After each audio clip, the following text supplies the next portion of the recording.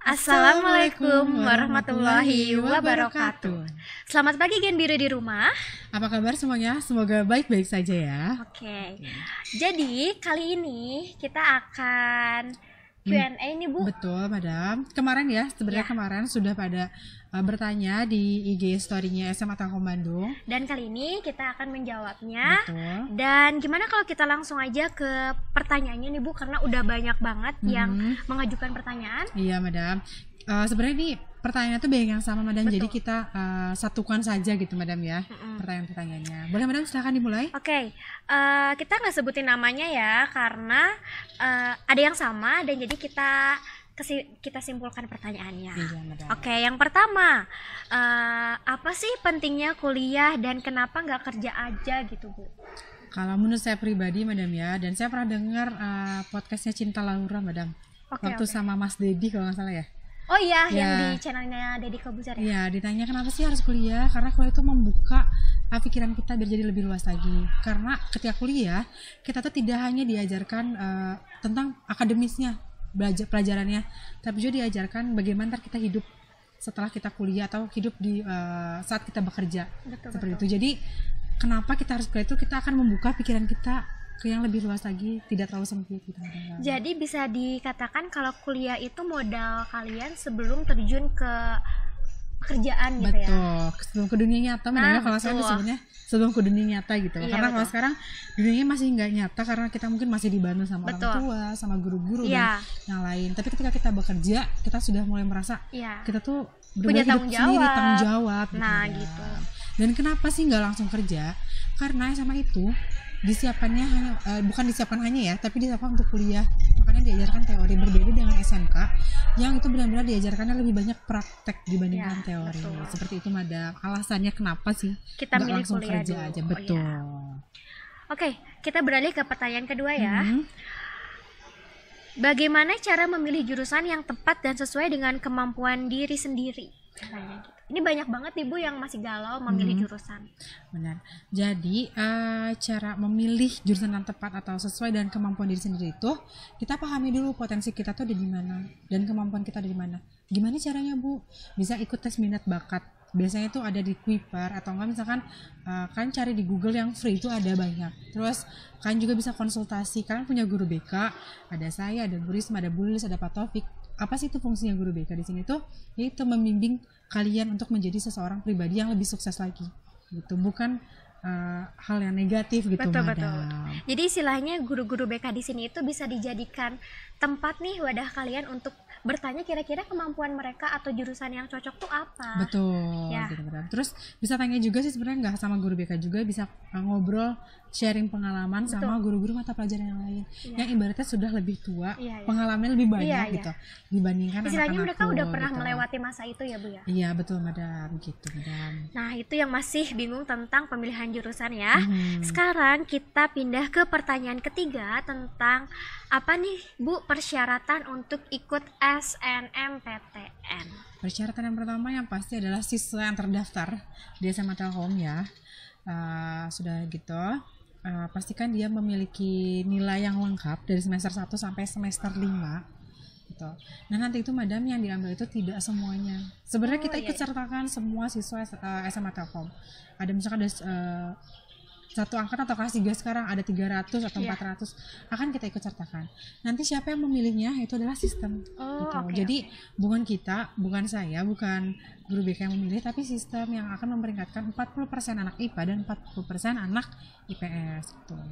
Jadi setidaknya semuanya persiapkan dirinya dulu. Betul, karena Madam. nanti yang memilih itu bukan kita tapi sistem ya Bu sistemnya gitu. Karena sistem nggak tahu ya, si A, si B, si C gitu. Mereka hanya akan melihat nilai mereka saja seperti apa gitu. Terus kalau saya bisa bilang anak-anak yang ikut SNMPTN itu anak-anak yang terpilih banget itu, Madam. Iya betul. Itu tentang persyaratan awal ya Bu ya. Iya. Lalu kemudian ada yang bertanya mengenai saya tidak punya prestasi dan tidak aktif berorganisasi juga Bu, apakah masih bisa berharap untuk lolos SNMPTN? Bisa banget, karena SNMPTN itu hanya melihat dari nilai akademisnya gitu. Nilai rapot ya Bu? Nilai rapot akademis. Nah semester 1 sampai semester 5 yang saya tadi bilang. Jadi tidak tidak berpengaruh apakah dia aktif organisasi atau tidak. Seperti Jadi itu. nilai dasar ya, dan Iya. diusahakan juga untuk tidak turun, betul Bu? Betul madam, biasanya itu diusahakan ada stabil atau enggak naik gitu. Iya. Tapi ya kalau misalnya turun pun turunnya hanya mungkin 1 poin, 2 poin atau 3 poin gitu. Enggak sampai misalkan turun 9 poin gitu. Oke. Atau drastis atau enggak gitu. Iya. Itu mengenai apakah masih ada kesempatan atau tidak ya Bu. Lalu tadi kan nilai nih Bu. Iya. Jadi nilai yang digunakan itu nilai apa saja untuk SNMPTN? Ini ya hampir banyak nih yang nanya tentang itu. Nilai yang digunakan untuk SNMPTN itu nilai bagian pengetahuan. Dan untuk anak IPA itu ada 6 nilai, ada bahasa Indonesia, matematika, bahasa Inggris, fisika, kimia, dan biologi. Untuk anak IPS itu sama bahasa Indonesia, bahasa Inggris, matematika, sejarah, ekonomi, dan geografi. Gitu madam. Jadi nilai per IPA-nya dan nilai per IPS-annya ya Bu. Nah yang ya. lainnya itu sebagai nilai pendukung, bukan yang lainnya nggak penting ya, tapi yang lain itu akan digunakan sebagai Tetap nilai dilihat pendukung. ya? Iya. Betul madam, tetap dilihat juga. Gitu. Itu mengenai nilai. Lalu ada yang nanya, dan kayaknya juga ini ada beberapa siswa yang masih bingung antara bisa nggak ya Bu kuliah sambil kerja? Kalau saya pikir mungkin bisa madam ya, itu bergantung sama diri kita sendiri bagaimana manajemen waktunya. Betul. Time manajemennya. Time management. Nah mungkin kelas ada juga sekarang ada kelas karyawan ya. Betul. Banyak kelas karyawan. Ada yang bisa mengambil kelas karyawan kalau misalkan kalian mau bekerja di siang hari. Tapi kenapa tidak kalian tetap kuliah di siang hari dan menjalankan pekerjaan misalkan di sore atau misalkan menuju malam, atau enggak pekerjaan yang bisa dilakukan secara online. Jadi multitasking gitu madam. Jadi enggak misalkan ada selang waktu nih sejam atau 2 jam bisa jualan online shop gitu madam. Jadi kan pemanfaatan waktunya tuh lebih bagus. Jadi gitu. kuncinya ada di time managementnya ya. Betul madam, ada di time managementnya. Jadi itu kalau menurut saya nggak masalah ketika misalkan saya mau kuliah tapi nggak mau nyusahin orang tua, pengen nyari Itu lebih mandiri banget itu lebih ya. mandiri lagi, lebih bagus madam kalau kata saya. Jadi pengalamannya dapat, ilmunya juga dapat. Betul madam. Itu sekarang kita pindah ke pertanyaan ke-8 nih Bu. Bagaimana cara memilih kampus atau universitas? Mungkin ini bisa jadi acuan juga ya anak-anak, karena universitas yang bagus yang kayak gimana gitu. Jadi sebenarnya universitas itu bagus atau tidaknya bergantung sama kemampuan diri kita sendiri. Iya. Sekalipun kita ada di universitas yang wah tapi diri kitanya tidak bisa mengimbangi, itu belum tentu gitu kita akan menjadi orang yang berhasil atau sukses. Jadi semuanya balik lagi ke diri pribadi kita. Tapi ketika bekerja ada kalanya perusahaan itu melihat akreditasi dari kampus atau jurusan yang kita ambil gitu. Misalkan satu perusahaan itu sebagai contoh ya, biasanya dia akan mengambil merekrut karyawan. Kalau misalkan atau memilih karyawan itu yang dari universitas negeri itu minimal akreditasinya itu B, boleh B kalau yang dari negeri. Kalau yang swasta itu biasanya harus A gitu madam. Tapi sebenarnya itu balik lagi kalau kata saya, bagaimana pribadinya, karena kan ntar ada interview lagi ya kalau kerja gitu. Ntar akan dilihat bagaimana pribadi orang tersebut gitu yang melamar ke perusahaan tersebut. Oke. Karena biasanya balik lagi ke yang akreditasi itu ya Bu, karena itu tuh kayak menentukan quality dari si lulusannya nggak sih Bu? Betul. Perusahaan suka lihat dari situnya.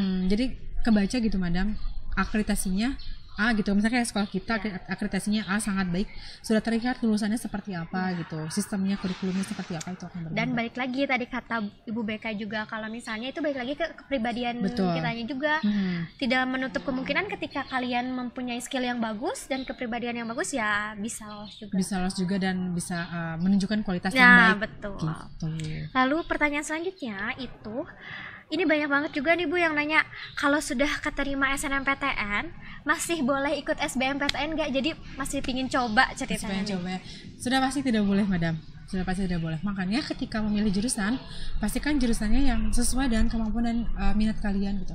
Jangan tahu nggak sih madam bahasa Sundanya kaguguku nafsu gini. Oke. Ya, jadi bukan hanya mementingkan ya? nafsu, madam mementingkan nafsu saja gitu.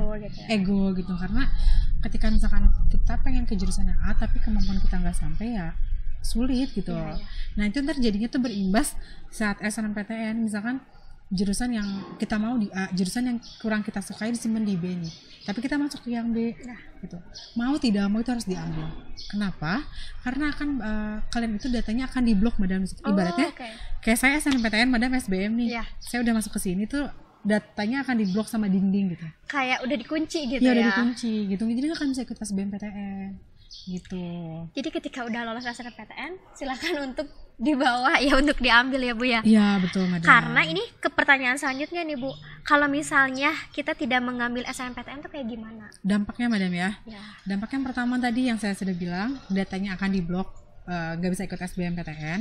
Dan yang kedua itu pastinya akan berpengaruh ke sekolah, ke track record sekolah. Misalkan madam sekolah di sini, terus madam menolak SNMPTN di Unpad misalkan, sekolah itu akan memblokir madam, memblacklist, tidak akan memberi lagi peluang gitu. Ibaratnya tadi gitu madam, misalkan madam punya pacar nih, pacarnya ngasih kesempatan, tapi madam nggak mau gitu ya, pasti kan dia sakit hati kan, dia ya udahlah saya ngasih kesempatan ke orang yang mau aja gitu. Istilahnya yang lebih menghargai aja gitu madam. Itu dampaknya dari kalau misalkan kita tidak mengambil SNMPTN. Gitu. Jadi usahakan pilih jurusan yang bukan yang asal-asalan agak keterima, tapi kalian itu nggak mau sebetulnya ya. Itu madam, banyak sih kayak gitu soalnya kan.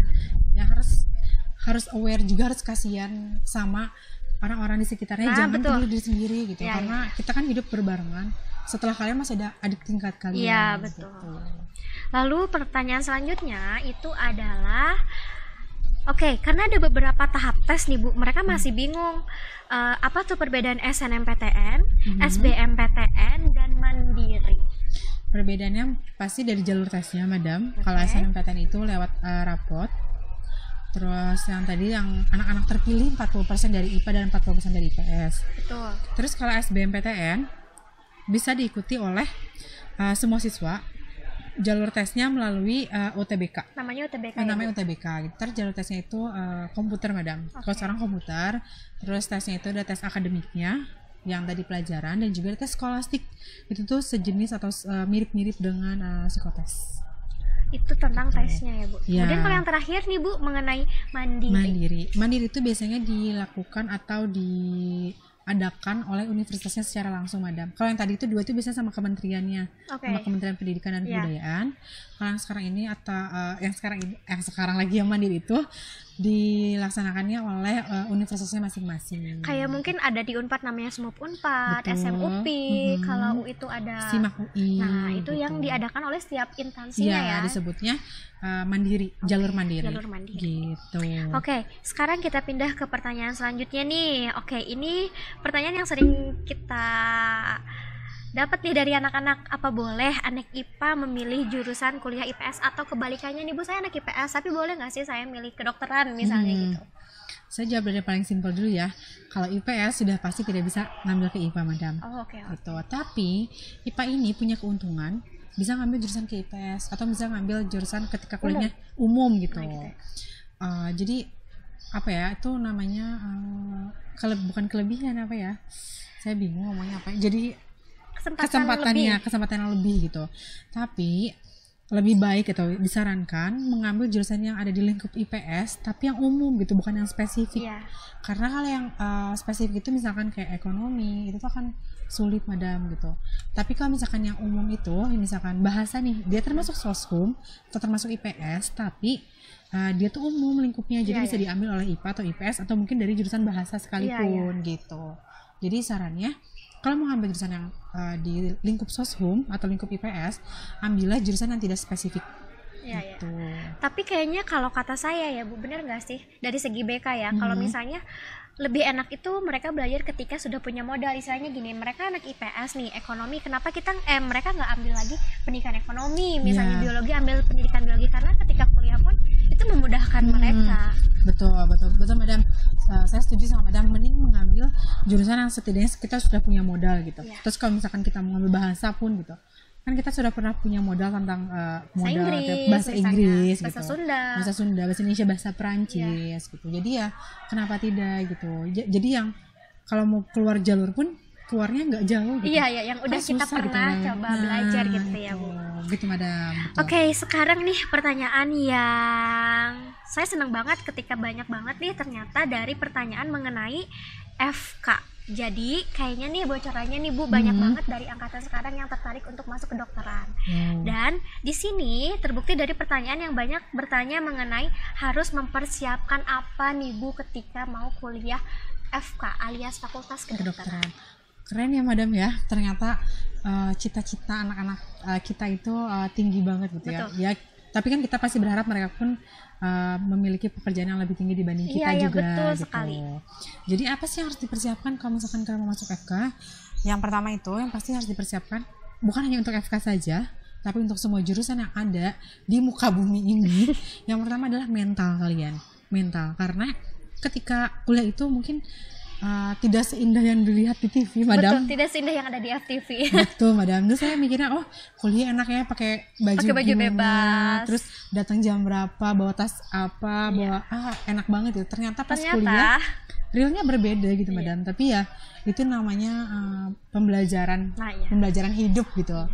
Nah yang pasti yang tadi yang harus disiapkan adalah mental kalian untuk menghadapi perkuliahan. Kalau untuk FK itu bekal pelajarannya atau pengetahuannya yang pasti adalah pengetahuan tentang IPA, terutama biologi. Ya, biologinya harus mantap banget, harus mantap banget. Ditambah juga sama fisika, kimia, dan mungkin matematikanya juga ya. Jadi MIPA-nya itu harus mantap banget, Madam. Kalau per-IPA-nya banget ya, Bu. Betul.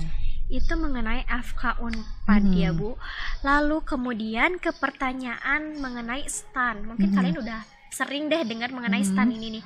Tapi Bu, katanya STAN itu lagi tutup pendaftaran. Kira-kira kenapa dan kapan nih dibuka lagi? Iya, banyak juga ya Madam, ada yang ke FK, ada yang ke STAN ya. Betul. Pastinya cita-cita banget ke STAN ya.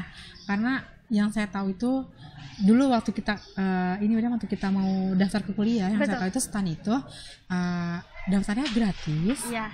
Terus daftarnya nggak gratis, mungkin dia hanya untuk bayar biaya pendaftaran, formulir, tapi mungkin kuliahnya gratis dan dibayar langsung itu kerja. itu sebenarnya jadi incaran untuk kita semua gitu ya. Bukan kita lagi, untuk kalian semua gitu. Nah kenapa sih STAN ditutup sekarang? STAN itu ditutup hanya tahun sekarang saja, di tahun 2020, dikarenakan adanya pandemi COVID-19 ini. Dan kapan dibukanya? Mungkin secepatnya gitu. Kita juga belum tahu kapan dibukanya. Dan STAN juga itu tuh lagi desain ulang kurikulum mereka, terus cara pembelajaran, dan bahkan pola seleksi yang akan diterapkan di STAN mungkin di tahun depan atau tahun-tahun berikutnya gitu. Jadi kesimpulannya untuk tahun ini sepertinya kesempatannya akan sedikit tertutup nih karena ada pandemi ini, tapi kita masih belum tahu kapan dibuka lagi gitu. Cuma yang berharap aja, Madam, berharap yang terbaik. Semoga secepatnya dibuka lagi. Iya, itu mengenai STAN ya. Lalu kemudian pertanyaannya adalah kalau dari SMA Telkom sudah pernah ada yang lulus ke FKG nggak, Bu? FKG itu apa kira-kira nih? Mungkin adik-adik kelas 10 dan kelas 11 masih pada bingung asing sama kata FKG. Kalau tadi FK itu Fakultas Kedokteran, kalau FKG ini Fakultas Kedokteran Gigi. Kalau dari SMA Telkom sendiri, Madam, mungkin belum ada ya, belum ada artinya mungkin kedepannya akan mungkin ada. Mungkin tahun ini. Atau mungkin tahun depan. Nah, anak yang sekarang kelas 12, kelas 11 atau kelas 10, mungkin ada salah satu dari kalian yang akan menjadi calon-calon dokter gigi terbaik gitu, Madam. Jadi mungkin angkatan kalian yang akan menjadi yang lolos gitu ya ke FKG. Ya, who knows, Madam ya. Who knows gitu, kita tinggal berusaha aja dan berdoa. Nah, itu dia, Madam. Oke, sekarang nih Bu, ada yang nanya juga nih mengenai alumni SMA Telkom lulus PTN-nya banyaknya kemana nih Bu? Karena kan bisa jadi patokan juga ya. Betul, jadi kalau SNMPTN itu dilihat dari track record sekolah juga, Madam. Makanya kenapa jadi patokan. Nah, yang sudah itu ada yang lulus ke UPI. Oke, UPI. Terus ada yang ke Unpad. Unpad juga banyak Unpad ya, Bu, ya? banyak loh, Unpad banyak. Bahkan salah satu jurusan yang favorit di Unpad, akuntansi, itu tuh kita sudah pernah meloloskan ke sana gitu. Dan dengan Madam. jalur SNMPTN. Jadi keren siapa ya. tahu kalian juga siapa menjadi tahu di ya. situ gitu. Terus ada juga ke UIN Bandung. Oke. Terus ada yang ke Universitas Airlangga. Ada Universitas Brawijaya Malang. Oh iya, ada yang sampai Malang ya? Ada yang sampai Malang. Ada yang lebih jauh lagi, Madam. ada di Udayana Bali. Oh oke, tahun kemarin kita ada yang lolos ya Bu? Iya, ada yang dan tahun sekarang lewat SBMPTN ada yang lolos lebih jauh lagi. Kalau tadi ke arah Bali, sekarang ke arah Sumatera. Ada di Medan, Madam, Universitas Negeri Medan gitu.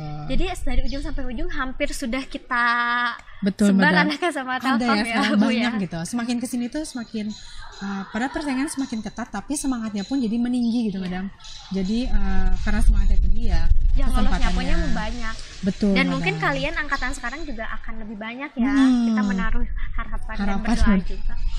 Oke, sepertinya durasi kita udah agak mulai lama dan betul, mungkin Madam. yang dengerin udah kayak aduh Bu gitu, udah cepet dong. Iya. Pertanyaan pamungkas dan 100% semua anak nanya. Ini hampir banyak banget nih Bu yang nanya. Saya simpulkan pertanyaannya adalah kapan masuk sekolah?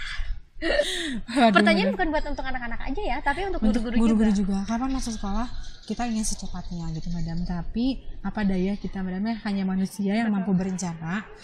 Ya kita berdoa saja semoga COVID-19 ini segera berakhir. Jadi persekolahan, pembelajaran cepat pulih kembali, cepat normal kembali. Karena it depends on you. Jadi semuanya ada di tangan kita, di tangan kalian. Gimana kita mempercepat penyembuhan, pengembalian segala sistem ini ya. Oke, itu mengenai yang nanya kapan masuk sekolah. Jadi kita berdoa aja ya. Berdoa dan tunggu dan tetap patuhi protokol kesehatan supaya agar lebih cepat gitu biar cepat pulih kembali, normal kembali dan bisa sekolah secara langsung lagi gitu. Oke, sepertinya semua pertanyaan yang di question box kemarin udah kita jawab semua.